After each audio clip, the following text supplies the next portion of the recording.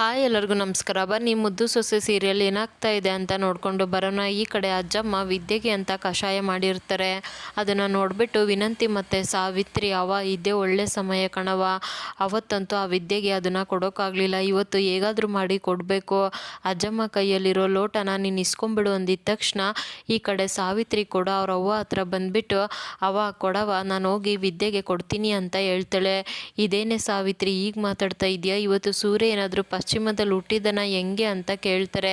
ಯಾಕವ ಈ ರೀತಿ ಮಾತಾಡ್ತಾ ಇದೆಯಾ ಅಂದಾಗ, ಅಲ್ಲ ಮತ್ತೆ ಸಡನ್ನಾಗಿ ಏನು ಅವಳ ಮೇಲೆ ಅಷ್ಟೊಂದು ಪಿರುತಿ ಬಂದೈತೆ ನಿನಗೆ ಅಂದಾಗ, ಅಯ್ಯೋ ಅವಳ ಮೇಲೆ ನನಗೇನು ಯಾವ ಪ್ರೀತಿನೂ ಕೂಡ ಬಂದಿಲ್ಲ, ನೀನೇ ಯಾವಾಗಲೂ ಹೇಳ್ತಾ ಇರ್ತೀಯ ತಾನೇ ಅವಳ ಹೊಟ್ಟೆ ಒಳಗಡೆ ನಮ್ಮ ವಂಶದ ಕುಡಿ ಬೆಳಿತೈತೆ ಅಂತ, ಅದಕ್ಕೋಸ್ಕರ ಹೇಳ್ದೆ ಅಷ್ಟೇ, ನಿನಗೂ ಕೂಡ ವಯಸ್ಸಾಗೈತೆ ತಾನೇ, ಈ ಹಟ್ಟಿದ್ದ ಅಲ್ಲಿಗೆ ಹೋಗೋ ಅಷ್ಟೊತ್ತಿಗೆ ನಿನಗೂ ಕೂಡ ಕಾಲು ನೋವು ಬರುತ್ತೆ, ಅದಕ್ಕೆ ಕಣವ ತಗೊಂಡೋಗಿ ಕೊಡ್ತೀನಿ ಅಂತ ಹೇಳಿದ್ದು, ಅದು ಬಿಟ್ಟರೆ ಬೇರೆ ಏನಿಲ್ಲ ಅಂತ ಹೇಳ್ತಾಳೆ.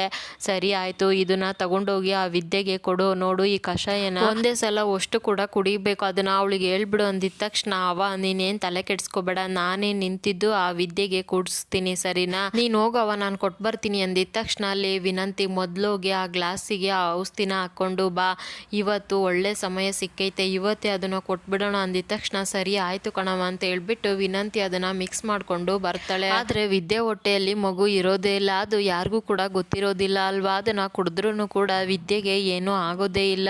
ಇನ್ನು ಶಿವರಾಮೇಗೌಡ ಕೂಡ ಪ್ರಚಾರ ಮಾಡಬೇಕು ಅಂತ ರೆಡಿಯಾಗಿ ಬರ್ತಾನೆ. ಇವಾಗೇನಾದರೂ ಆ ವಿದ್ಯಾ ದೊಡ್ಡಪ್ಪನ ಜೊತೆ ಭದ್ರನ ಜೊತೆ ಓದ್ಲು ಅಂತ ಇಟ್ಕೋ, ಇವತ್ತಿಗೆ ಆ ಭದ್ರ ವಿದ್ಯಾ ಒಂದಾಗ್ತಾರೆ, ದೊಡ್ಡಪ್ಪನೂ ಕೂಡ ಆಗಿರೋದೆಲ್ಲದನ್ನು ಕೂಡ ಮರೆತುಬಿಟ್ಟು ಮತ್ತೆ ಈ ಮನೆ ಮುದ್ದು ಸೊಸೆ ಅಂತ ಒಪ್ಕೊಳ್ತಾರೆ, ಹೇಗಾದರೂ ಮಾಡಿ ಅವಳನ್ನ ತಡಿಬೇಕು ಕಣವ ಅಂದಿದ ತಕ್ಷಣ, ಬಾರೆ ಇಲ್ಲಿ ಅಂತ ಹೇಳ್ಬಿಟ್ಟು, ಬಾವ ನಿಮ್ಮ ಹತ್ರ ಸ್ವಲ್ಪ ಮಾತಾಡಬೇಕು ಅಂತ ಹೇಳ್ತಾಳೆ.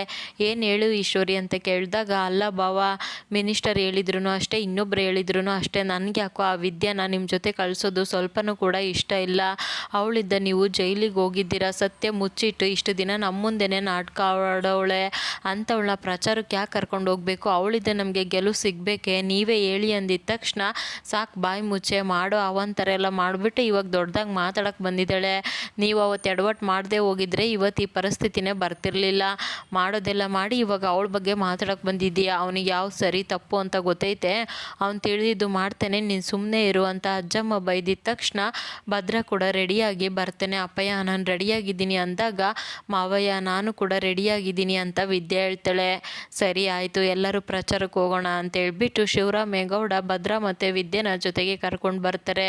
ಇನ್ನು ವಿದ್ಯೆ ಕೂಡ ಅವ್ರ ಮಾವನ ಜೊತೆಗೆ ನಿಂತ್ಕೊಂಡು, ನಿಮ್ಮ ಓಟು ಯಾರಿಗೆ, ಶಿವರಾಮೇಗೌಡಿಗೆ ಅಂತ ಹೇಳ್ಬಿಟ್ಟು ಪ್ರಚಾರನ ಮಾಡ್ತಾ ಇರ್ತಾಳೆ. ನಿಮ್ಮ ಅಮೂಲ್ಯವಾದ ಮತನ ನಮ್ಮ ಮಾವಯ್ಯಗೆ ಹಾಕಬೇಕು, ಇಂಥ ಒಳ್ಳೆ ನಾಯಕರು ಪ್ರತಿಯೊಬ್ಬ ಹಳ್ಳಿಯಲ್ಲೂ ಕೂಡ ಇರಬೇಕು, ಇಂಥವ್ರು ಸಿಗಬೇಕು ಅಂದರೆ ನಾವೇನು ಮಾಡಬೇಕು, ಮತ ಹಾಕಿ ಗೆಲ್ಲಿಸ್ಬೇಕು ಅಂತ ಹೇಳ್ತಾಳೆ.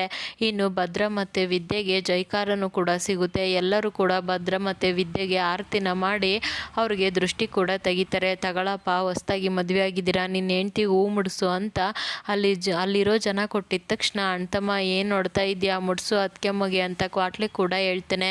ಭದ್ರ ಕೂಡ ಇಲ್ಲಿ ವಿದ್ಯೆ ತಲೆಗೆ ಹೂವನ್ನ ಮುಡಿಸ್ತಾನೆ. ಅದನ್ನು ನೋಡಿಬಿಟ್ಟು, ಗೌಡ್ರೆ ನಿಜವಾಗ್ಲೂ ಕೂಡ ಇವತ್ತು ಶಾನೆ ಖುಷಿ ಆಗ್ತೈತೆ, ಎಷ್ಟು ದಿನ ಆಗಿತ್ತು ನಾನು ನೀನು ಈ ಥರ ಇದ್ದು ಅಂತೇಳ್ಬಿಟ್ಟು ವಿದ್ಯೆ ಕೂಡ ಮನಸ್ಸಲ್ಲೇ ಮಾತಾಡ್ಕೊಳ್ತಾಳೆ. ಕ್ವಾಟ್ಲೆ ಕೂಡ ಹೇಗಾದರೂ ಮಾಡಿ ಅಣ್ತಮ್ಮ ಅದಕ್ಕೆನ ಇನ್ನೂ ಹತ್ರ ಮಾಡಬೇಕು, ಇದೇ ಒಳ್ಳೆ ಸಮಯ ಅಂತ ಹೇಳ್ಬಿಟ್ಟು ಒಂದೇ ಒಂದು ಹೋಗಿ ಎಳ್ನೀರನ್ನ ತೊಗೊಂಡು ಬಾ ಅಂತ ಅವ್ರ ಕಡೆಯವ್ರನ್ನ ಕಳಿಸ್ತಾನೆ.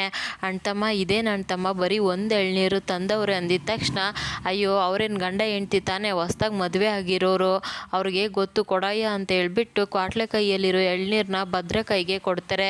ಏನಪ್ಪ ನೋಡ್ತಾ ಇದ್ದೀರಾ, ಗಂಡ ಹೆಂಡ್ತಿ ನಮ್ಮ ಮುಂದೆನೇ ಎಳ್ನೀರನ್ನ ಕುಡಿಬೇಕು ಅಂದಿದ ತಕ್ಷಣ ವಿದ್ಯೆ ಮತ್ತು ಭದ್ರ ಇಬ್ಬರು ಕೂಡ ಒಬ್ರಿಗೊಬ್ರು ನೋಡಿಕೊಂಡು ಒಂದೇ ಎಳ್ನೀರಲ್ಲಿ ಇಬ್ಬರು ಕೂಡ ಕುಡಿತಾ ಇರ್ತಾರೆ.